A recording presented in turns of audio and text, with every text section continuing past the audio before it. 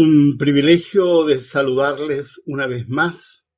Gracias a todos los que siguen este canal. Todos los sábados, ustedes saben, hacemos una reflexión de media hora sobre algún texto de la Escritura con el propósito de reflexionar, analizar y aportar concepciones que puedan ayudarnos a tener un cristianismo mucho más saludable. Gracias por todos los aportes que hacen, gracias por los comentarios, gracias por los likes. Todo eso sirve para continuar siendo lo que somos, un canal independiente. No tenemos un guión pactado con nadie y esperamos seguir de la misma forma.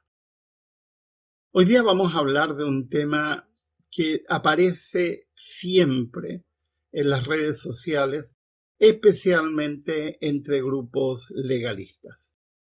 Algunos me han escrito diciendo de que yo uso la expresión legalista en términos peyorativos. No es así, simplemente digo legalismo porque no existe otra palabra para referirse a personas que creen que son salvos por la obediencia en la ley. Aunque Pablo es explícito en señalar, como lo hemos presentado en más de alguna ocasión, que por la ley nadie se salva, y si fuera salvación por ley, entonces Jesucristo estaría de más, concepto que plantea Pablo en Gálatas capítulo 3, o que la ley tiene un propósito que es llevarnos a Cristo, nunca darnos salvación, como también establece en Gálatas 3. O como dice Pablo, de que la ley solo nos condena, nos muestra nuestra condición, tal como Pablo señala en Romanos 7, Romanos 8, etc. El problema es que las evidencias están allí, pero una y otra vez vuelven a lo mismo. Esta semana escuché o leí de alguien que repite una herejía que no tiene ningún fundamento bíblico, de sostener que Jesucristo vendrá en la segunda venida a buscar a una generación que no peca, a una generación impecable, a una generación que ha reproducido el carácter de Jesucristo absolutamente de manera perfecta. Quiero decirlo sin ambigüedad que eso es una herejía. No aparece en la Biblia. Ustedes pueden revisar la Biblia de principio a fin y dicho concepto no aparece. Es propio del pietismo, es propio del puritanismo y es propio de una ideología que surgió en el cristianismo en la época victoriana. Y de ahí se sigue repitiendo hasta el día de hoy con diversos matices, pero sin fundamento bíblico. Ahora, ese planteamiento de la última generación tira por tierra el planteamiento que hace Pablo en 1 Corintios 15, donde sostiene claramente que sólo cuando Jesucristo venga será lo corrupto vestido de incorrupción y lo mortal de inmortalidad, y será sorbida la muerte en victoria, que es una forma retórica de decir que el pecado se va a acabar solo cuando Jesucristo venga. Ahora, ¿por qué es tan importante esto? Ustedes saben que aparte de dedicarme a la teología, yo me dedico a la psicología y a la orientación. Trabajo con personas, atiendo permanentemente a personas. Y una de las cosas que veo una y otra vez en la terapia es a las personas angustiadas porque no logran ser lo suficientemente buenas para pasar, digamos, el sedazo de la perfección. Personas que se obsesionan, personas que se sienten mal, personas que constantemente se dan cuenta que son seres humanos imperfectos y que van cometiendo errores, y eso los va hundiendo en una sensación de imposibilidad. Y yo les digo a esas personas, ¿y no has leído Romanos 7? Donde el apóstol Pablo dice con toda claridad, queriendo hacer lo bueno no lo hago y hago lo malo. ¿Quién me librará de este cuerpo de muerte? Donde Pablo deja claramente establecido que el problema no es el pecado o tus pecados particulares, sino que es el problema esencial la naturaleza que hemos heredado y sobre la cual no tenemos ningún poder. Que no ser fehaciente, ningún poder, porque esta semana leía a un ingenuo que decía, no, lo que pasa es que hay pecados voluntarios e involuntarios. Dios te condena por los pecados voluntarios y te libra de los pecados involuntarios. Perdón, querido, eso es una ingenuidad. Aquí el problema es la naturaleza pecaminosa. No le puedes pedir, perdónenme que utilice esos ejemplos, pero no se me ocurren otros. No le puedes pedir a un caballo que no relinche, porque en su naturaleza está relinchar. No le puedes pedir a un perro que no ladre, porque el perro nunca va a maullar, va a ladrar. No le puedes pedir a un gato que ladre, porque él va a maullar, porque esa es su naturaleza. No le puedes pedir a un cerdo que no se tire al barro, porque tal como los hipopótamos y los elefantes tienen una piel tan gruesa que necesitan el frescor del agua y del barro. Esa es su naturaleza. Por mucho que lo convenzas, no vas a poder hacer nada. Y estás pretendiendo que personas que nacieron con tendencia al mal se comporten como si fueran personas buenas. Ese concepto que instauró Rousseau, que ya lo habían planteado algunos filósofos griegos, donde la idea de que los seres humanos nacen, usando la expresión del filósofo Rousseau, como tabula rasa, es decir, sin falta, inocente absolutamente, y que es la sociedad la que los contamina, es falsa. Los seres humanos nacemos con tendencia al mal, tal como expresa el salmista en el Salmo 51. Todos hemos nacido en pecado. Ahora, tú y yo, ¿somos culpables por eso? No, en absoluto. ¿Sería justo que Dios te culpabilizara por eso? No, en absoluto, porque si Dios nos culpara por tener una naturaleza pecaminosa, Dios sería un Dios cruel, un Dios absolutamente cruel, porque tú y yo no elegimos nacer en este mundo y bajo las condiciones de este mundo. Hemos heredado y nadie es responsable por la herencia que ha recibido. Yo recibí una herencia familiar. Toda mi familia, por el lado de mi madre, tienen problemas a la tiroides. Todos.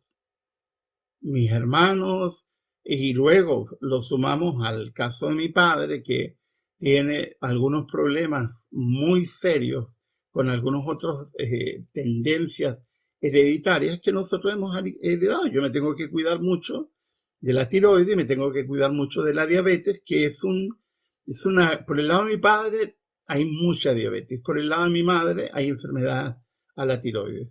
Por lo tanto, mi hermano, mi hermana, mi madre, enfermos de la tiroides, y yo con un problema de hipotiroidismo desde que me acuerdo, y siempre cuidándome con la diabetes, porque es un problema familiar muy claro en el caso de la familia de mi padre. Entonces yo sería un irresponsable si no me cuidara o si no tuviera resguardo frente a un montón de situaciones. Yo no tomo azúcar, no consumo gluten, no consumo harinas, etc. Un montón de cosas que hago porque creo que es mi responsabilidad. Pero esa es una cosa. Ahora yo puedo hacer un grupo de oración para eliminar mi problema a la tiroides. Yo puedo proponerme con ejercicios espirituales eliminar los problemas familiares que hay en el caso de la herencia que he recibido de mi padre con diabetes. Perdón, pero eso no se puede. Entonces, usando la misma analogía, tú y yo recibimos herencia al mal, tendencia al mal. Si un niño recién nacido fuera llevado al cielo a vivir entre ángeles, igual desarrollaría pecado porque el pecado es parte de su naturaleza. Por eso que el apóstol Pablo, de una manera magistral, en Romanos capítulo 6, dice que todos hemos nacido esclavos del pecado y Jesucristo viene a liberarnos para ponernos al centro, para que seamos esclavos de la justicia. Es decir, Jesús te pone al centro y te dice elige. Porque sin Jesús no hay elección. Con Jesús hay elección. ¿Y cuál es la elección? O sigues en esclavitud del pecado o decides ser esclavo de la justicia. Pero ser esclavo de la justicia es entender que tú no puedes. Tú no puedes. Y vienen los legalistas y dicen, no, pero yo sí puedo. Pablo, que era honrado hasta el dolor, te dice, yo no puedo. Y hay gente hoy día que dice, yo soy mejor que Pablo, yo puedo. Pablo te dice, si tú crees poder, entonces anulas la gracia de Jesucristo. Y vienen algunos legalistas que a mí, perdónenme si hay alguno que me está escuchando, el legalismo me parece arrogante. Vienen a decir, yo sí puedo. Tú no puedes, pero yo sí. Pero eso es hipocresía. Porque te das cuenta en la intimidad de tu habitación que tú no puedes. Que siempre está la tendencia en ti. Y que la tendremos hasta que venga Jesucristo. Y que lo que ocurre cuando tú conoces a Jesucristo, que comienza un proceso de transformación, que la Biblia no lo menciona con nombre, pero en la teología se le ha dado el nombre de santificación. Pero nadie es salvo por la transformación. La transformación es efecto. Nosotros somos salvos por la justificación, es decir, por lo que Jesús hizo por nosotros en la cruz, en la encarnación y en la resurrección. Y cuando tú crees, Juan 3:16, entonces tienes vida eterna. No cuando obedeces, no cuando te portas bien, no cuando crees que a través de eso obtienes bendición. Ahora, he hecho una introducción muy larga solo para explicar 2 versículos de la Escritura. Tendríamos que leerlo completo, el capítulo 6 del libro de Juan. Solo decirles que el capítulo 6 está en el contexto de una fiesta religiosa. La clave para entender el libro de Juan es entender que Jesucristo se presenta en las fiestas religiosas judías para apropiarse de los símbolos de las fiestas, recordándole que esos símbolos se referían a él. Por eso en cada fiesta Jesús repite yo soy y dice ¿qué es? Yo soy la luz en la fiesta de los tabernáculos, yo soy el pan en la fiesta de la Pascua, etc. Ahora, aquí estamos frente a la fiesta de la Pascua. La fiesta de la Pascua era muy importante el pan. También lo era en la fiesta de los tabernáculos, porque de alguna manera el pan era un símbolo de la protección de Dios en medio del desierto. Ahora, se produce un diálogo entre Jesucristo y gente que lo seguía. No olviden que esta gente que lo seguía era gente, algunos honestos, que querían entender lo que Jesucristo quería enseñar, y otros deshonestos que lo único que hacían era buscar la forma de acusar a Jesucristo de herejía porque era la manera de condenarlo a muerte. Cuando lo encontraron al otro lado del lago, le preguntaron a Jesús, Rabí, ¿cuándo llegaste acá? Y Jesús, sabiendo lo que ellos eran y las intenciones que tenían, que no eran buenas, les dice, ciertamente les aseguro que ustedes me buscan no porque han visto señales, sino porque comieron pan hasta llenarse, es decir, vienen por el pan, no vienen por Jesucristo. Entonces Jesús les dice, trabajen, pero no por la comida que es perecedera, sino por la que permanece para vida eterna, la cual les dará el Hijo del Hombre. Sobre este ha puesto Dios el Padre su sello de aprobación. Y los legalistas leen solo ese texto y se quedan con la idea del trabajen, sin leer que el texto está diciendo que es trabajen por la comida que da Dios, que es la que permanece para vida eterna, la cual les da el Hijo del Hombre. Y ese es el sello de aprobación. Pero yo he leído un montón de gente que cita este versículo para decir, ¿no ves? Hay que esforzarse en trabajar para ser aprobado por Dios. No es de eso lo que está hablando Jesucristo.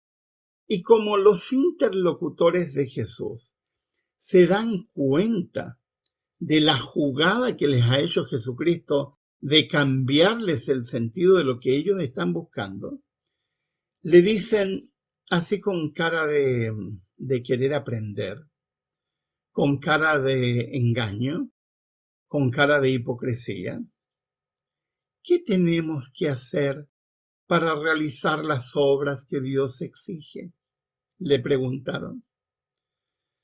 Aparentemente es una pregunta piadosa, pero no lo es, porque son legalistas, porque ellos creen que la obediencia a la ley es la que les va a dar la salvación, por lo tanto desprecian a Jesucristo porque creen que Jesucristo no está hablando suficientemente de la obediencia.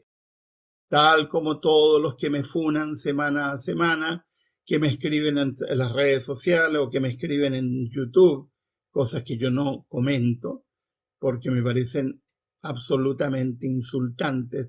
Para empezar, la forma en cómo se comunican. Esta semana bloqueé a alguien que me trató de progre, referido al progresismo, cosa que la mayoría no entiende de qué se trata, y me trató de apóstata, de disidente, y decidí bloquear a esa persona porque además es una persona que nunca reconoce errores y que además no está dispuesta a debatir ideas porque solo ataca a personas. Y eso me parece, desde el punto de vista de la lógica y del punto de vista de la argumentación, una niñería propia de quienes no tienen argumento, y como no tienen argumento se dedican al argumento ad hominem, es decir, a atacar a las personas.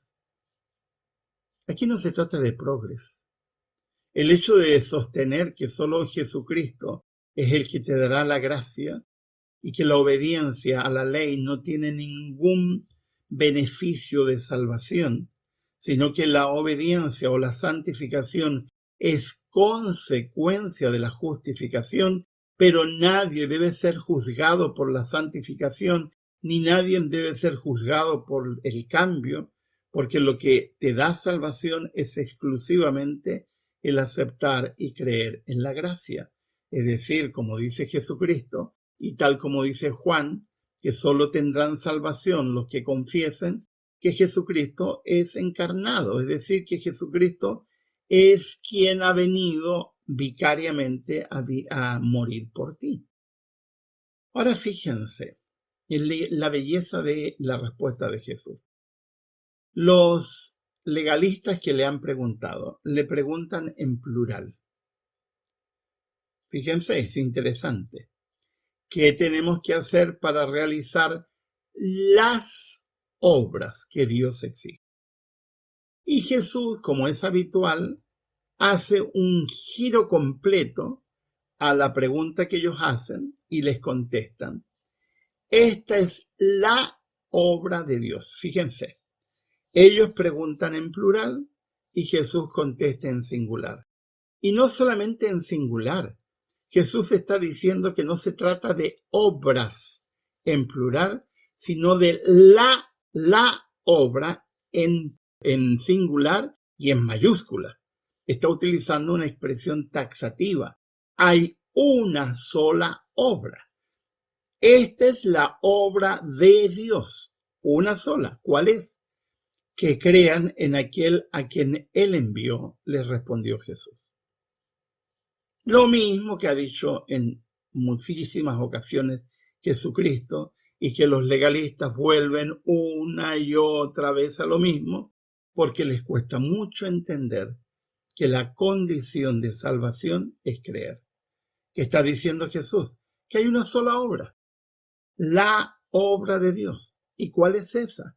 Que crean en aquel a quien Él envió. En realidad, que crean ¿en quién? En Jesucristo.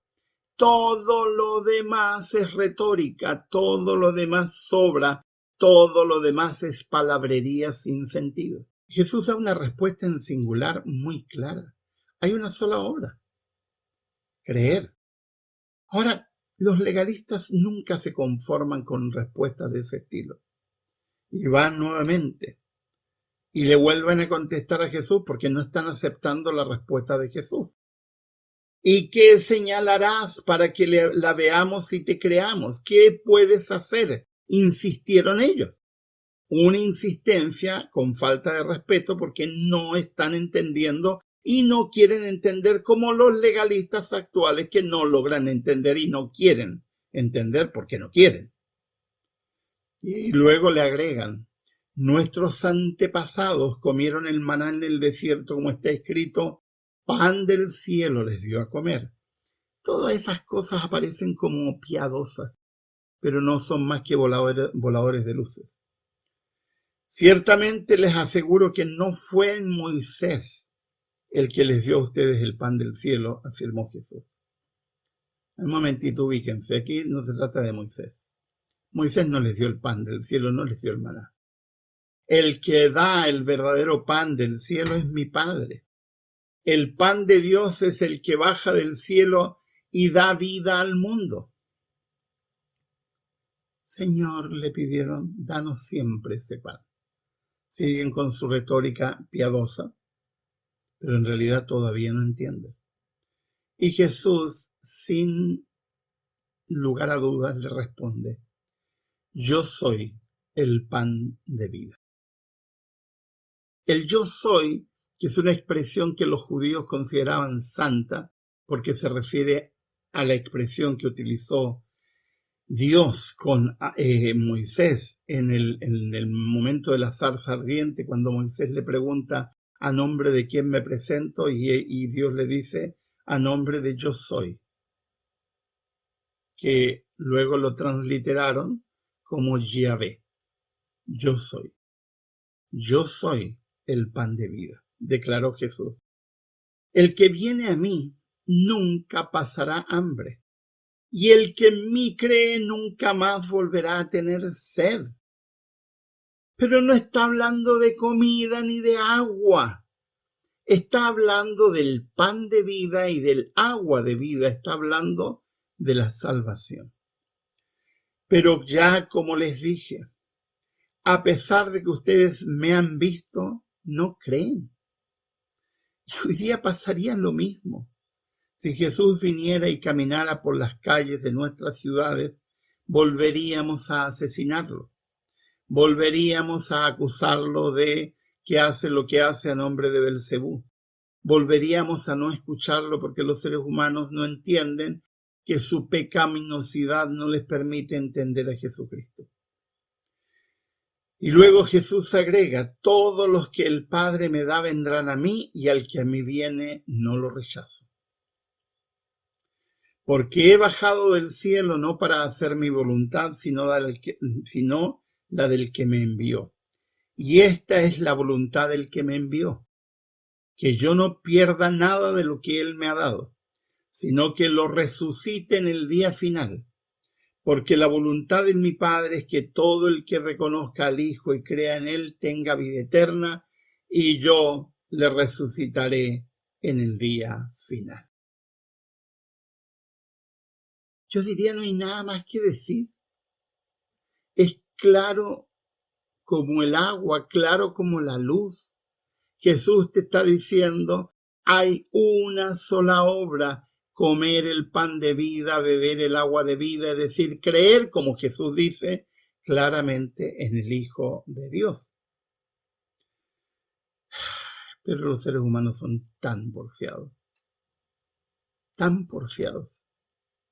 Yo me canso de leer tanta tontería en las redes sociales.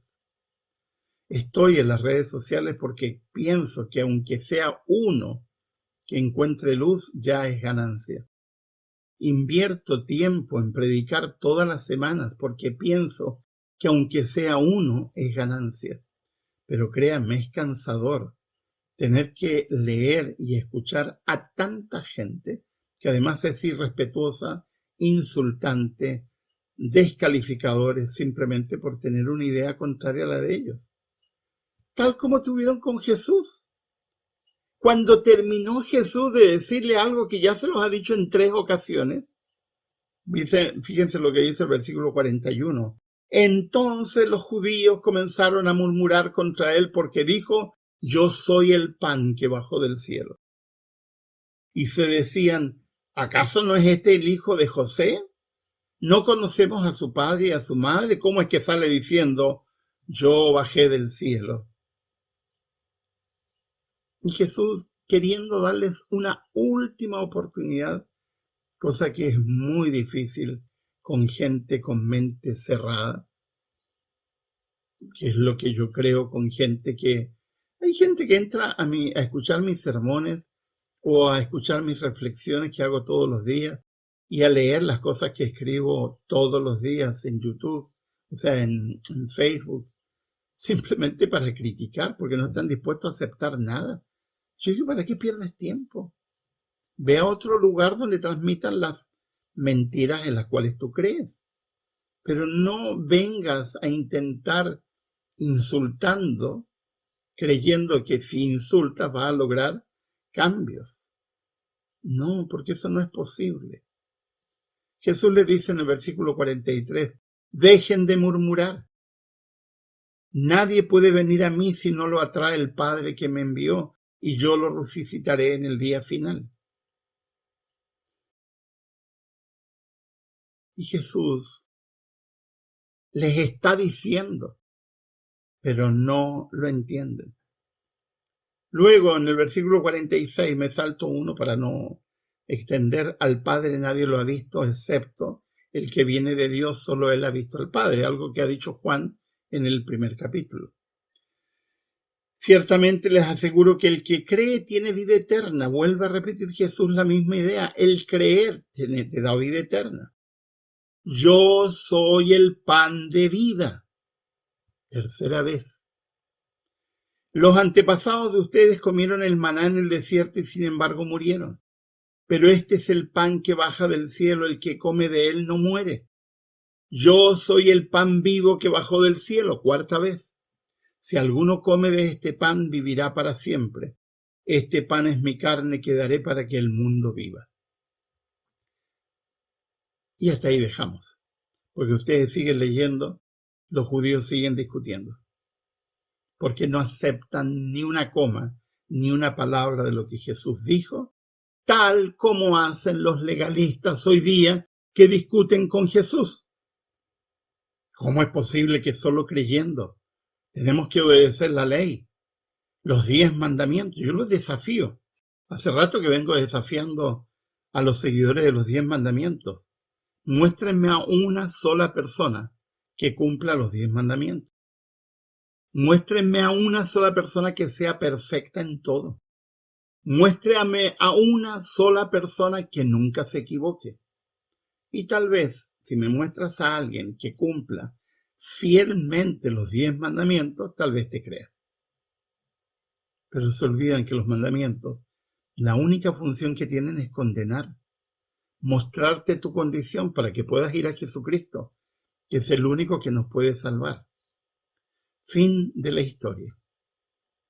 Cuando a Jesús le pregunta cuáles son las obras, Jesús responde, no hay obras. Hay una sola obra, la obra. Versículo 29. Que crean en aquel a quien él envió.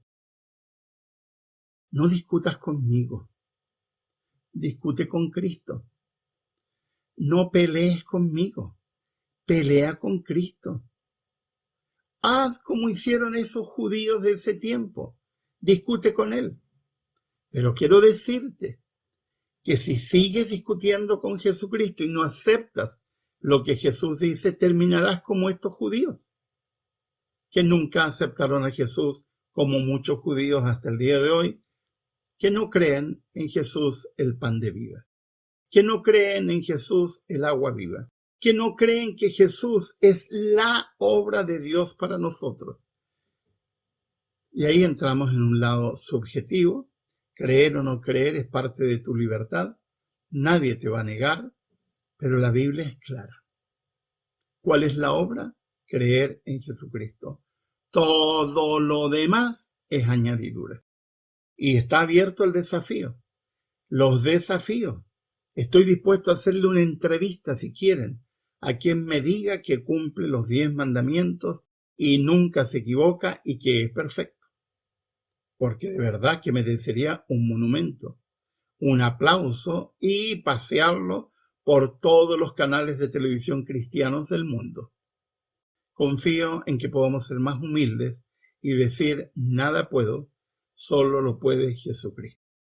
Si te ha gustado esta reflexión, no te olvides suscribirte, no te olvides dar un like, no te olvides dar comentarios y si quieres aportar para que podamos seguir siendo independientes y no tener una agenda dependiente de nadie, te ruego que nos ayudes para seguir trabajando en este proyecto que hemos comenzado con mucho entusiasmo y seguimos haciendo con los más de 8.500 personas que nos están siguiendo.